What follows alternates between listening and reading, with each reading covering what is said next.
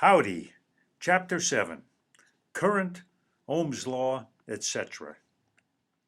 This chapter is different from all the previous chapters.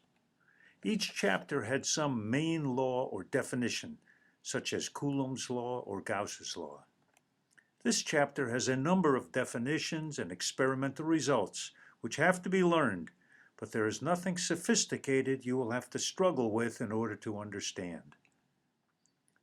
First comes the definition of current, as the rate at which charge passes some plane.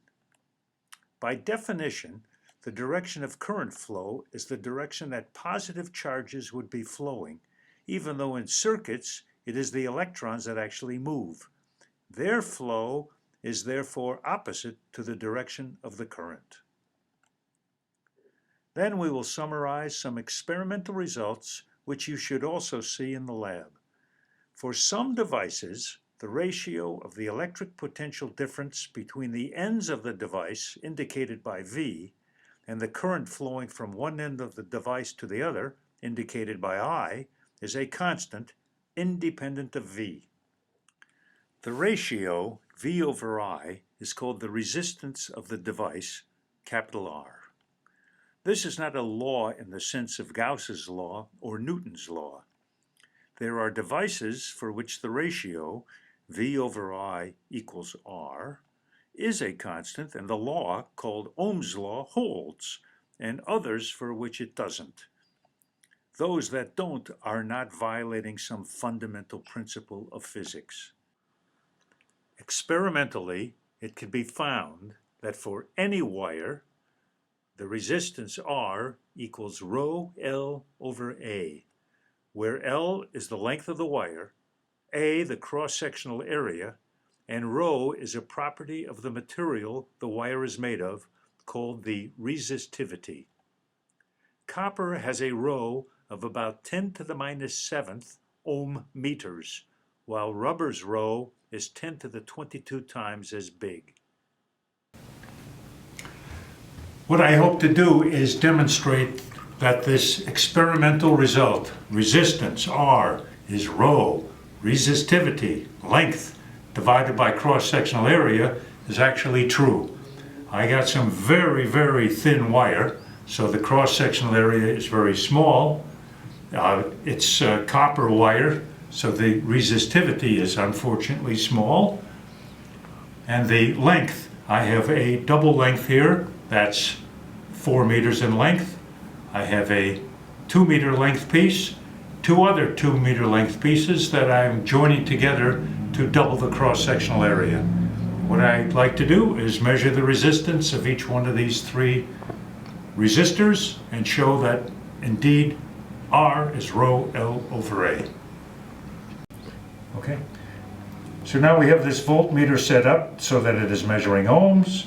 I'm measuring the resistance of the 2 meter length, and it says 5.8 ohms.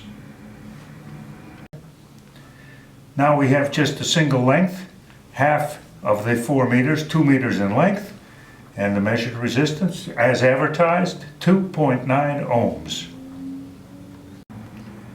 Okay, now we have two wires, 2 meters long, but I've intertwined the ends of them, so effectively I've doubled the cross-sectional area. So not only is it down by a factor of 2, because L original was 4, now it's L over 2, the cross-sectional area is now doubled. It should go down again, and there it is, 1.5 ohms. Now I've drastically changed the shape of the original 4 meters of wire, so it's going uphill, downhill, around a curve, and at a right angle bend. You might think that it drastically affects the resistance. In fact, it has no effect whatsoever. We still have the 5.7 or 5.8. A short derivation tells us that the electric field vector is constant in a uniform wire, and we will need this later. Much of this may already be familiar from high school.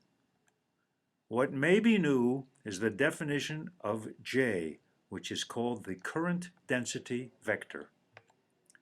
It will allow us to write Ohm's law in a more useful way in terms of vectors at a point instead of properties of an entire piece of wire.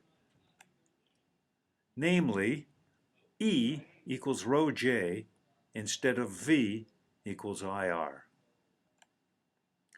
In what is called the steady state, when nothing is changing, it is pointed out that whatever amount of charge flows into a region in some time period must flow out.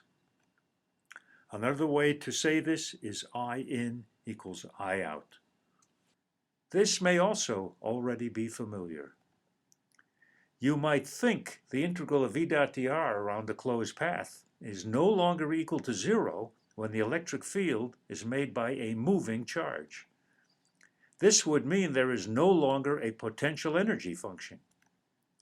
But in the steady state, the total electric field is conservative because I in equals I out. This is an important point. Summary. This chapter has a lot of small parts. Current is defined.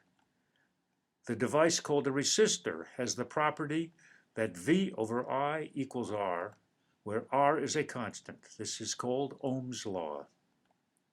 Experimentally, it can be found that for any wire, R equals rho L over A. It is also shown that E is a constant in uniform wires. The useful current density vector J is introduced, in terms of which Ohm's law becomes E equals rho J. It is argued that in the steady state, I in equals I out. Finally, it is pointed out that even with moving charges, the integral of E dot dr around a closed path is equal to zero in the steady state. Gegum.